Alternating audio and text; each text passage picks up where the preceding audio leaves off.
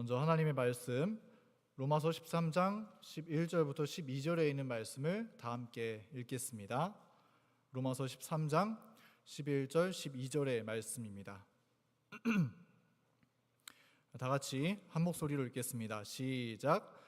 또한 너희가 이 시기를 알거니와 자다가 깰 때가 벌써 되었으니 이는 이제 우리의 구원이 처음 믿을 때보다 가까웠음이라. 밤이 깊고 낮이 가까웠으니 그러므로 우리가 어둠의 일을 벗고 빛의 갑옷을 입자. 여러분, 행복한 안식일 저녁입니다. 이 안식일 저녁에 하나님의 은혜가 우리 모든 성도님들의 가정마다 함께 하시기를 간절히 바랍니다. 오늘은 무더웠던 추석이 전해주는 메시지라는 조금 특이한 제목으로 함께 말씀의 은혜를 나누고자 합니다. 여러분, 명절 잘 보내셨나요? 네, 이번 명절은 특히 연휴가 또 길어서인지 좀 충분하게 또 가족들과 시간을 보내면서 보냈었던 것 같습니다. 저도 참 특별한 명절을 보내게 되었습니다. 우리 부모님을 만나기 위해서 우리 구리 처갓집도 가고 또 강원도 안흥에도 가고 인천에도 가고 바쁜 추석을 보냈는데요. 이 가는 곳마다 아기를 데리고 가니까 추석 때 이 할머니 할아버지들이 얼마나 기뻐하시는지 정말 행복하게 명절을 보냈습니다.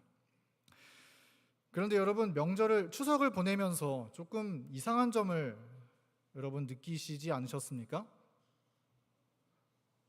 추석은 추석인데 너무 덥다는 것을 느끼지 않으셨나요? 네, 정말 이상하리만큼 너무나 푹푹 찌는 추석을 우리는 모두 경험했습니다. 이 뉴스의 헤드라인을 읽어보면 이렇습니다. 성묘행렬 역대 가장 무더운 추석 연휴.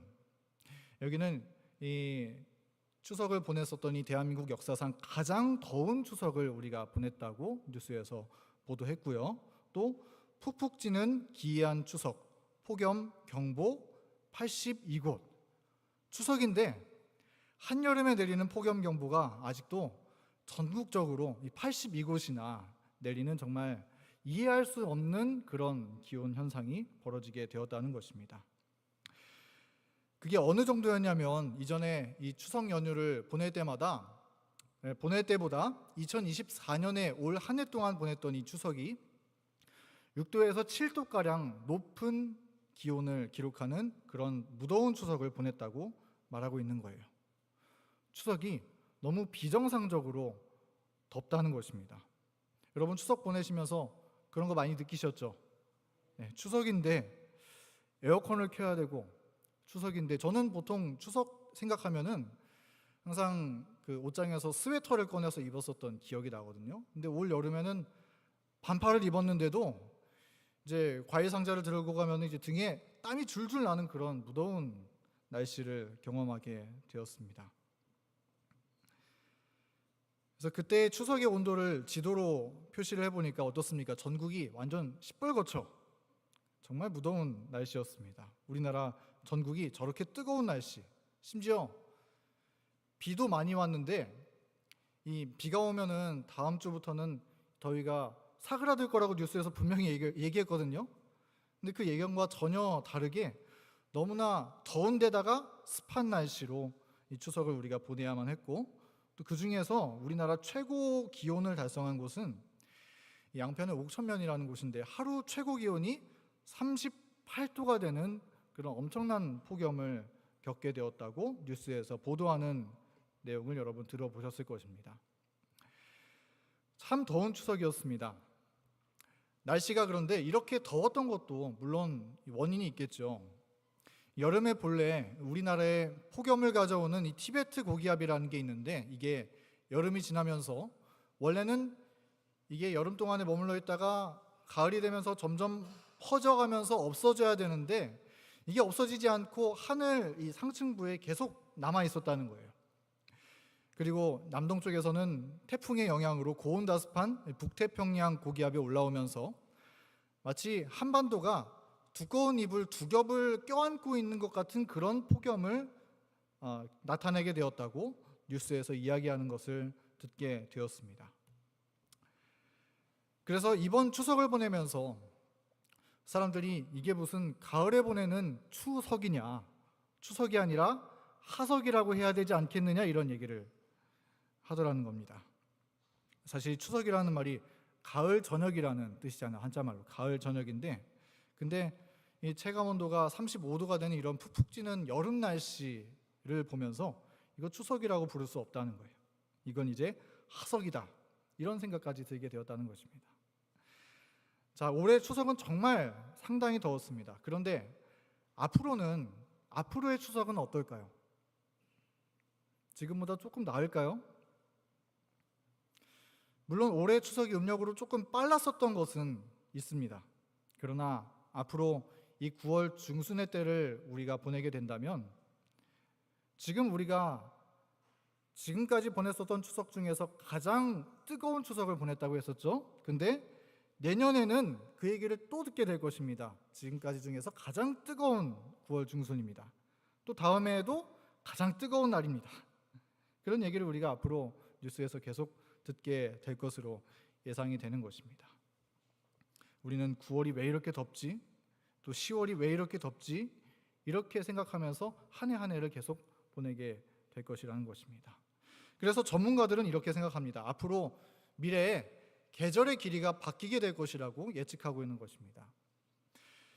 우리나라는 여기 보는 것처럼 사계절이 정말 뚜렷한 축복을 받은 나라이죠. 여러분들이 좋아하는 계절은 어떤 때입니까? 저는 이 봄 계절이 정말 좋은데, 지금 여기 그래프에 보면은 점점 시간이 지나가면서 봄, 가을, 겨울은 짧아지고 여름은 어떻게 돼요? 길게 늘어지게 되겠죠. 그래서 봄, 여름, 가을, 겨울이 아니라 봄, 여름, 가을, 겨울, 이렇게 여름이 엄청나게 1년에 한 반 정도를 차지하는 그런 이 사계절이 될 것이라고 이 과학자들은 예상을 하고 있는 것입니다. 여러분, 이렇게 지구가 참 뜨거워지고 있습니다. 이런 문제가 생기는 원인이 무엇일까요? 네, 우리가 잘 알고 있는 기후 변화, 또 지구 온난화로 인한 이 기후 문제가 우리에게 이런 변화를 가져오게 된 것임을 우리는 잘 알고 있죠. 우리가 잘 아는 것처럼 이 지구 온난화의 문제는 우리나라뿐만 아니라 전 세계적인 문제입니다. 이 그래프는 이 세계 이 일평균 기온이 얼마를 기록하는지, 그러니까 각국에서 매일의 평균 기온을 기록하고 그 평균 기온을 다시 온 세계의 평균을 다시 합쳐서 365일의 평균 기온을 그래프로 그려놓은 것입니다. 여기에 보면 1979년부터 2021년까지 계속해서 아래에서부터 그래프가 올라가고 있습니다. 그리고 2022년, 2023년 이렇게 쭉 상승하고 있고, 그리고 여기에 빨간색 줄이 뭐냐면 2024년을 나타내는 선입니다. 어떻습니까? 평균치에서부터 훨씬 더 많이 올라가고 있는, 점점 이제 위를 향해서 올라가고 있는 모습을 우리가 볼 수가 있죠. 그러니까 2024년을 살고 있는 우리는 지금 지구에서 가장 뜨거운 한 해를 보내고 있는 시기를 살고 있다는 것입니다. 그러면 내년은 어떨까요? 아까 말씀드렸던 것처럼 내년에도 우리는 지구에서 가장 뜨거운 한 해를 보내게 될 가능성이 매우 높은 그런 시기를 우리는 살고 있습니다. 이런 지구온난화의 문제는 사실 정말 심각합니다. 나라마다 폭염에 시달리고 씨름하고 있는 그런 싸움을 싸우고 있는데요. 이 지도는 올 한 해 1월부터 3월까지 역사상 가장 더운 온도 기록을 갱신한 곳을 이 빨간색으로 표시해서 기록한 지도입니다. 그런데 어떻습니까? 온 지구가 온통 빨갛죠. 지금 여기 빨간 곳이 올 한 해 중에서 이 달이 역사상 가장 뜨거웠습니다라고 하는 곳을 표시해 놓은 곳이라는 것입니다. 이게 참 걱정스러운 건 뭐냐면, 우리나라가 이렇게 뜨거우면 저기 사막 지역이나 인도 쪽이나 아니면 아프리카 쪽이나 남미 쪽이나 이런 데는 장난 아닌 폭염을 경험하고 있다는 것입니다. 얘기를 들어보면 유럽도 굉장히 심각한 폭염에 시달리고 있죠. 2022년에는 유럽의 이 폭염으로 22,000명이 사망하는 그런 이례적인 기록이 나타나는 것을 여러분들 뉴스에서 보신 기억이 있으실 것입니다. 21세기에 이렇게 의학이 발달해 있는 지금 현대 시대에 22,000명이 되는 사람이 폭염 때문에 사망하게 되는 정말 이상한 일이 벌어지고 있는 것이죠. 지금 온 지구가 이 지구 온난화로 인해서 정말 극심한 고통을 앓고 있는 모습을 우리가 살펴보는 것입니다. 근데 이 지구 온난화가 더운 것만 문제인가? 그렇지 않습니다. 이 지구 온난화의 문제는 폭염뿐만이 아니라 우리가 상상할 수 없는 정말 많은 기후 문제를 또다시 발생시키는 출발에 불과합니다. 이 지금 화면에 보이는 모습은 우리가 추석에 폭염을 겪고 있는 동안에 일본에 어떤 일들이 있었는지 여러분 뉴스를 통해서 다 보셨죠? 태풍 산산이 일본을 지나가면서 정말 막대한 피해를 냈습니다. 가옥이 무너지고 가로등이 부러져서 도로에 날아다니고 나무가 뿌리째로 뽑히고 홍수가 나고 자동차가 바람에 날아가 뒤집어지는, 그리고 수많은 사람들이 태풍 때문에 목숨을 잃어버리는 그런 대혼란과 피해를 입게 되었던 것입니다.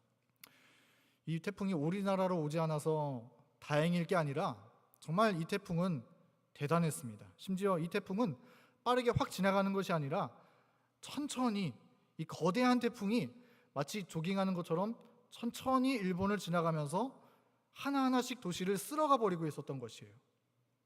그래서 정말 무서웠었던 태풍이었습니다.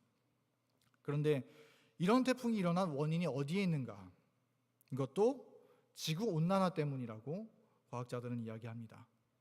이 본래 태풍은 이 해수면의 온도, 바다의 온도가 높을 때 거기에서 에너지를 받아서 빨아들이면서 그것이 커지면서 태풍이 되는 건데, 이번 태풍은 특별히 이 필리핀 바다 해수면 온도가 30도가 넘는 그런 엄청난 고온을 찍으면서 태풍이 크게 발생했었다고 이야기하고 있습니다. 그리고 여기에서부터 시작해서 기상 관측자들은 올 가을에 더 많은 태풍이 올 것으로 예측하고 있다고 합니다.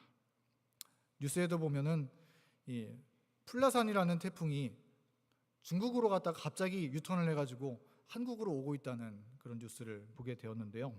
앞으로 얼마나 더 많은 이런 태풍과 재난들이 올지 모르겠지만 여하튼 이런 문제들이 오는 원인은 지구 온난화 때문에, 특별히 이 해수면의 온도가 높아지면서 기후 이상 이변 현상이 생기면서 나타나는 그런 문제들이다 하는 것을 우리가 이해를 할 필요가 있는 것 같습니다.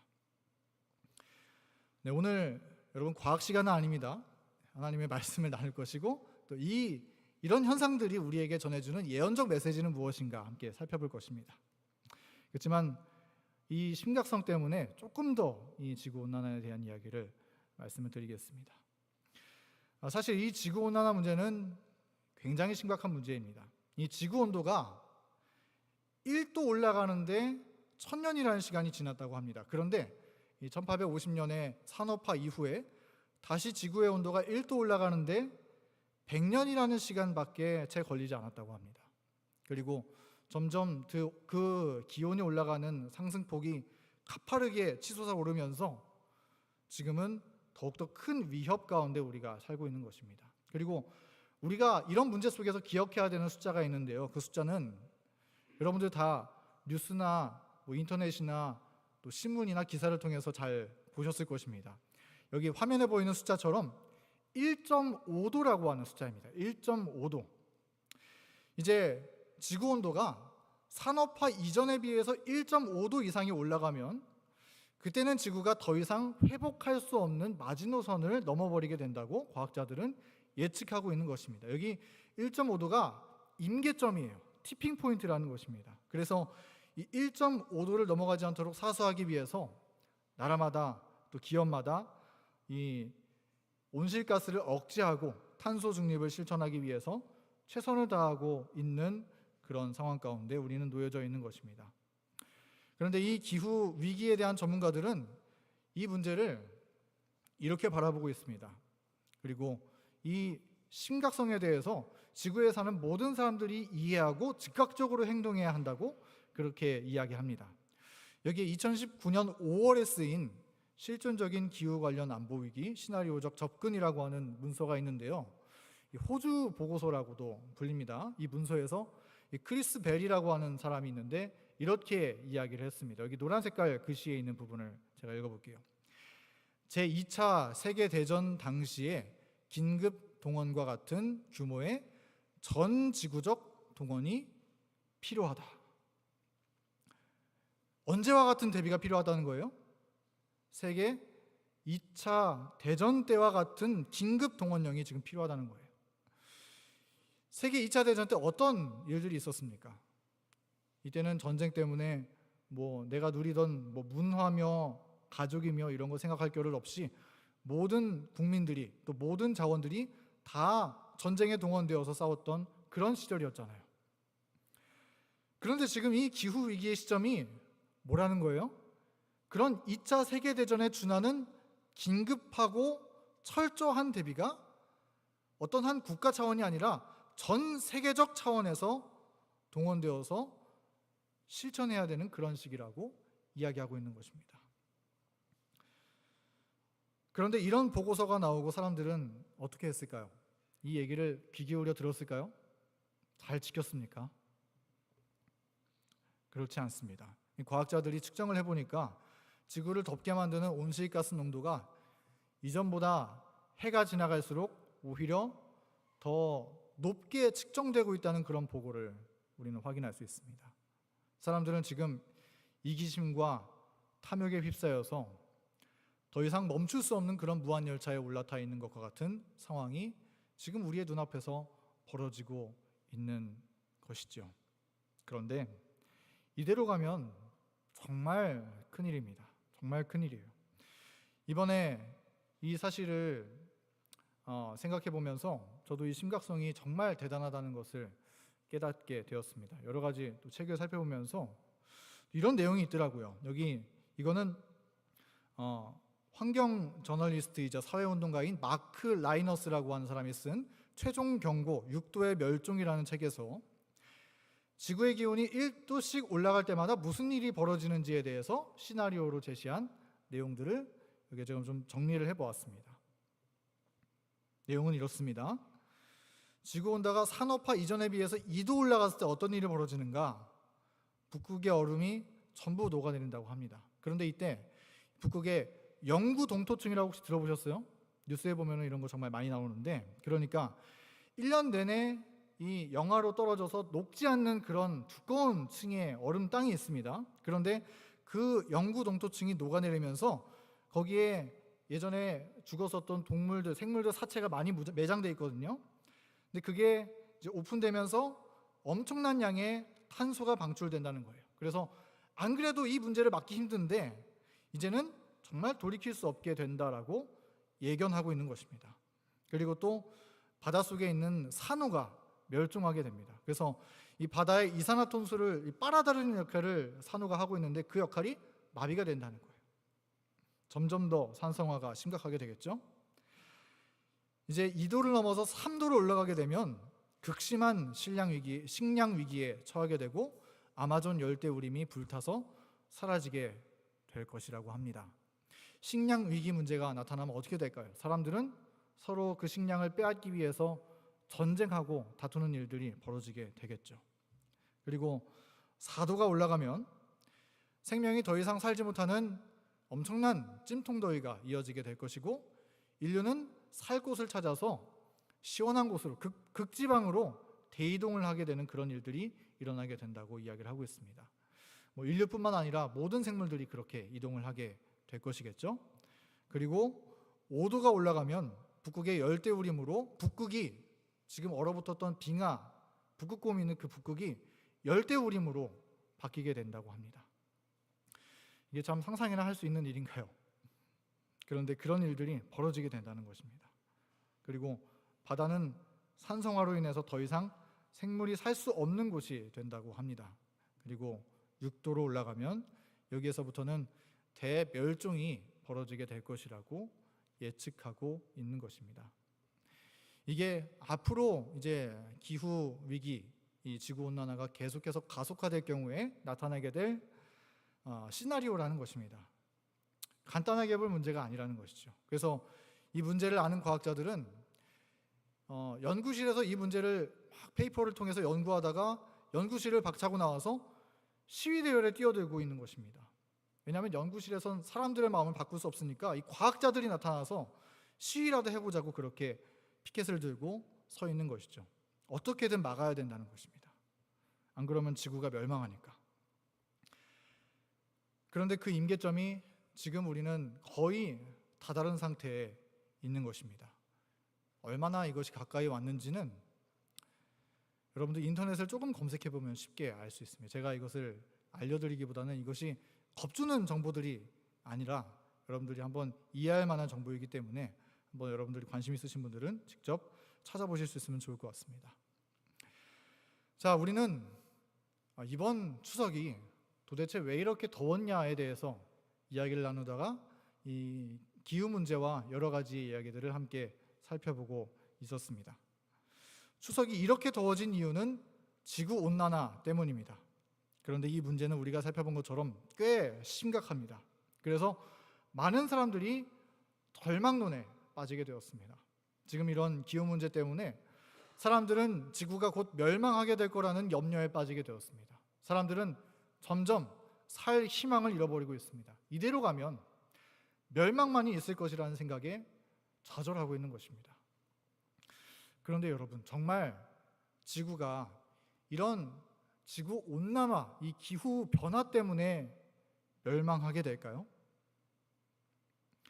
지구 온난화가 정말로 인류를 멸망시키고 지구를 파멸에 이르게 만드는 원인일까요?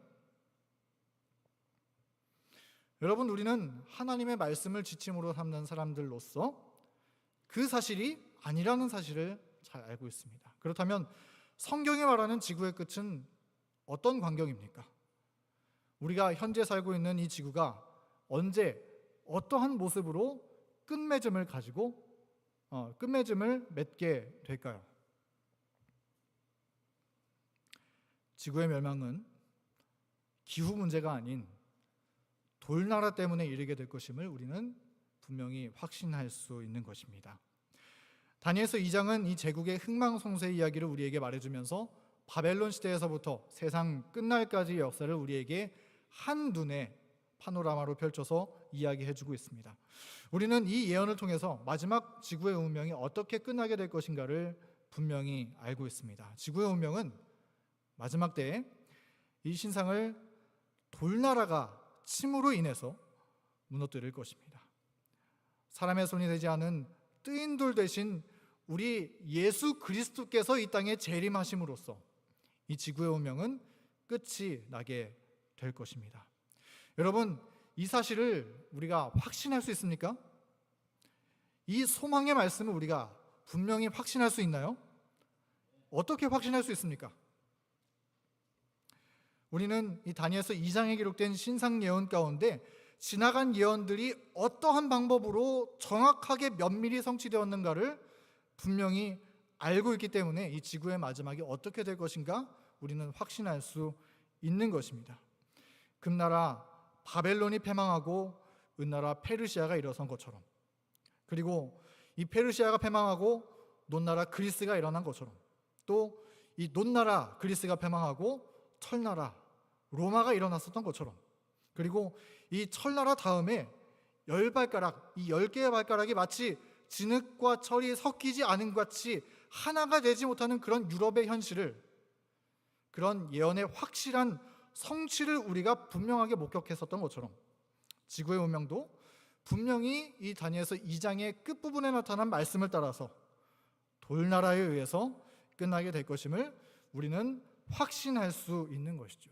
그러므로 여러분, 이런 위기의 소문들을 들을 때 두려워하지 말게 되기를 간절히 바랍니다. 우리는 세상 사람들처럼 지구가 멸망한다고 하는 그런 절망론에 빠질 필요가 전혀 없습니다. 지구는 물론 황폐해야 될 것입니다. 그러나 이러한 기후 온난화를 인해서 황폐해야 될 것이 아닙니다. 이 세상을 멸하시고 주님의 나라를 세우시면서 우리를 그곳 하늘에 데려가시마 약속하신 하나님의 신실하신 약속을 우리는 희망으로 붙잡고 살아갈 수 있는 것입니다. 우리 그 소망의 말씀을, 그 약속의 말씀을 굳게 붙잡고 살아가는 그리스도인으로 이 땅에서 살게 되기를 간절히 바랍니다. 하나님의 말씀은 이렇게 기록하고 있습니다. 다니엘서 2장 44절의 말씀입니다. 여기 아래에 하얀 색깔로 쓰여져 있는 말씀을 우리 함께 읽어볼까요? 시작. 이 열왕의 때에 하늘의 하나님이 한 나라를 세우시리니 이것은 영원히 망하지도 아니할 것이요 그 국권이 다른 백성에게로 돌아가지도 아니할 것이요 도리어 이 모든 나라를 쳐서 멸하고 영원히 설 것이라. 아멘. 하나님께서 한 나라를 세우시고 우리를 그 나라에 초청하고 계시는 것입니다. 현재 이 죄악으로 덮인 지구처럼 언제 무너질까, 언제 태풍이 올까, 언제 멸망하게 될까 불안불안하고 믿을 수 없는 세상을 사는 것이 아니라 영원히 무너지지 않을 견고한 기초돌 위에 세워진 하나님의 나라를 바라보면서 그 확실하신 하나님의 약속의 말씀을 바라보면서 믿음과 희망으로 주님을 기다리는 저와 여러분이 되기를 간절히 소망합니다. 자, 그러면 이 무더웠던 추석이 우리에게 전해주는 메시지는 어떤 것일까요? 어떤 메시지를 전하고 있을까요? 이걸 통해서 하나님께서 우리에게 말씀하고자 하는 사실은 어떤 것들일까요? 오늘 몇 가지의 말씀을 살펴보고 말씀을 마무리하고자 합니다. 첫째는 이러한 여러 가지의 재난의 소식들은 예수님이 이 땅에 다가오시는 발자국 소리라는 것입니다. 전도 218, 219페이지에는 이런 여러 가지 재난의 소식들을 가리켜서 다 읽지는 않겠습니다. 여기 뒷부분에 보면은 노란 글씨를 여러분 보시면 이런 여러 가지의 태풍이 오고 또 지구가 뜨거워지고 여러 가지에 나타나는 이런 재난들이 가리키는 것은 무엇이냐면 주님이 이 땅에 오시는 발자국 소리라고 그렇게 말씀하고 있는 것입니다. 그래서 우리가 이런 재난의 소식을 들을 때마다 무슨 생각을 해야 되는 것입니까? 예를 들어서 이럴 수도 있죠. 팬데믹이 지금 엔데믹으로 끝났지 않습니까? 그런데 그것이 다시 반복됐다. 코로나 같은 것이 다시 돌아왔다. 그러면 우리가 뭘 생각해야 될까요? 이 사실로 인해서 지구가 멸망할까 두려워해야 합니까? 그것이 아니라 우리를 사랑하시고 우리를 위하여서 처소를 예비하신 그 사랑의 예수님께서 우리를 그곳에 데려가시기 위해서 한 걸음 더 가까이 다가오셨구나. 우리는 그렇게 생각하면서 예수님을 사모하는 마음으로 재림을 기다려야 하는 것입니다. 여러분, 지금 예수님은 정말 우리 가까이 오셨습니다. 이런 시대에 예수님을 기다리는 재림신앙을 가지고 주님을 바라보고 주님을 의지하며 사는 저와 여러분 되기를 간절히 바랍니다. 제가 여기 말씀은 넣지 않았는데요. 누가복음의 어떤 말씀을 보면은 이런 말씀이 있어요.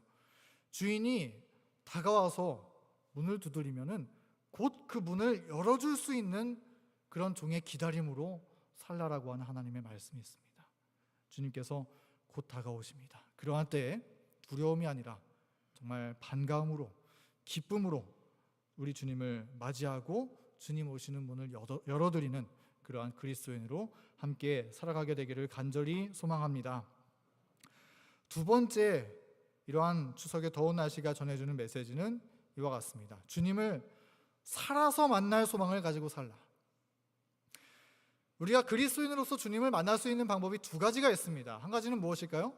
우리가 죽어서 땅의 무덤에 잠들어 있다가 예수님 오실 때 부활해서 깨어 살아서 다시 주님을 만나게 되는 그런 일이 있고, 두 번째는 무엇입니까?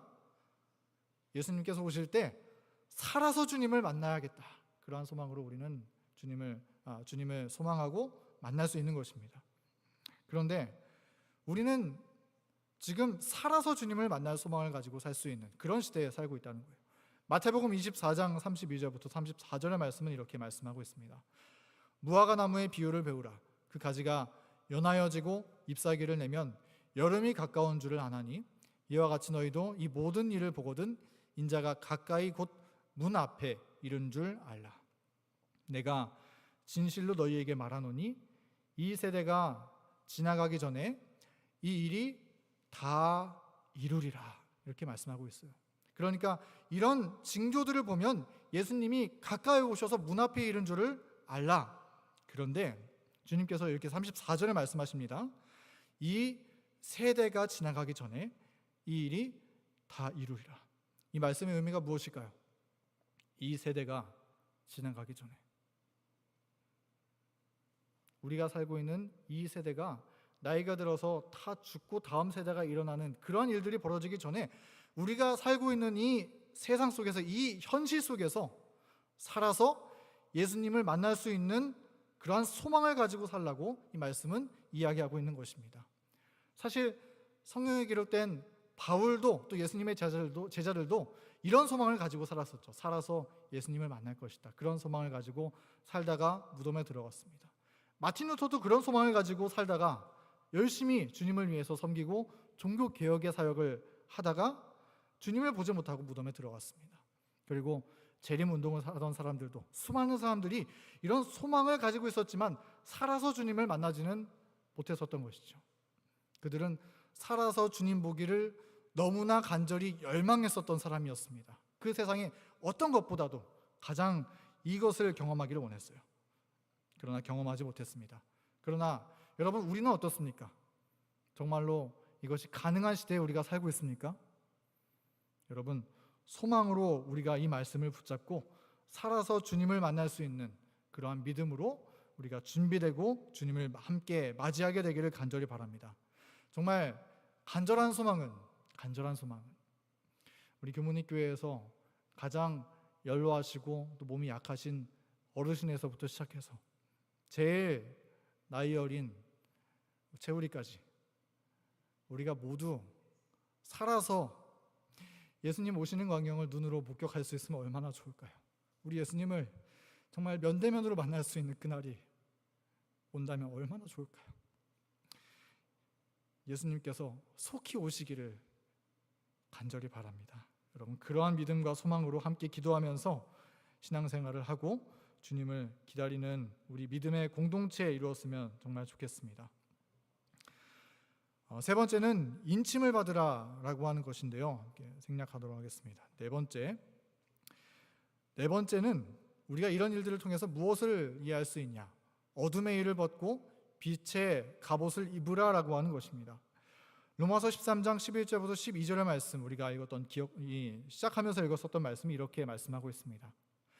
또한 너희가 이 시기를 알거니와 자다가 깰 때가 벌써 되었으니 이는 이제 우리의 구원이 처음 믿을 때보다 가까웠습니다. 밤이 깊고 낮이 가까웠으니 그러므로 우리가 어둠의 일을 벗고 빛의 갑옷을 입자. 여러분, 지금은 깰 때가 되었다라고 성경 말씀은 이야기하고 있는 것입니다. 더 이상 졸며 잘세하는 그런 때가 아니에요. 지금은 깨서 예수님의 재림을 위해서 우리가 철저하게 준비되고 또 아직 준비되지 못한 옆 사람들, 우리의 주변 사람들에게 빨리 예수님 오신다는 소식을 전해야 되는 그런 시대가 되었다는 것입니다. 그러한 때에, 그렇기 때문에 우리가 어두움의 일들을 벗고 빛의 갑옷을 입고 살아야 하는 때가 되었다고 성경 말씀은 이야기하고 있는 것입니다. 더 이상 어둠의 일들을 반복하는 그런 것이 아니라 그런 과거의 모든 것들을 회개하고 빛의 갑옷을 입고 새로운 생애를 예수님과 함께 출발해야 하는 그러한 결단이 지금 우리에게 필요하다는 것입니다.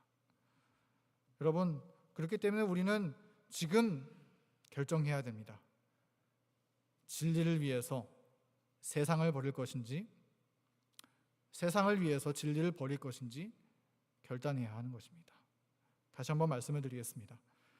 진리를 위해서 세상을 버릴 것인지, 아니면 세상을 위해 진리를 버릴 것인지 여러분 결단해야 한다는 것입니다. 우리가 어떤 선택을 해야 할까요?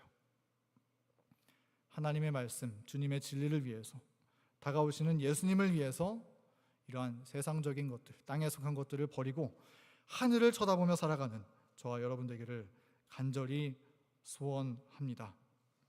다섯 번째는 교회 안에서 함께 늦은 비 성령을 준비하라라고 하는 것입니다. 이 영감의 말씀을 우리가 쭉 살펴보면은 우리가 이 마지막 때에 기다려야 되는 것은 예수님의 재림을 기다려야 하겠죠. 그러나 예수님의 재림에 앞서서 우리가 먼저 소망하며 간절하게 간구하며 기다려야 되는 것은 무엇이냐면 주님께서 우리에게 늦은 비 성령의 능력을 부어주시기를 우리는 간구해야 한다는 것입니다. 그런데 그 늦은 비 성령이 어떻게 누구에게 주어지는가? 우리가 말씀을 살펴보면은 그것은 주님께서 한 교회를 통해서 교회를 통해서 늦은 비 성령을 주신다는 것입니다. 사도행전 55페이지. 그러나 세상의 추수의 끝이 가까울 때에 인자의 오심을 맞기 위해 교회를 준비시키고자 하시는 영적인 은혜의 특별한 부어주심이 약속되어 있다. 여기 말씀해 보면은 교회를 주님께서 준비시킨다고 말씀하고 있죠.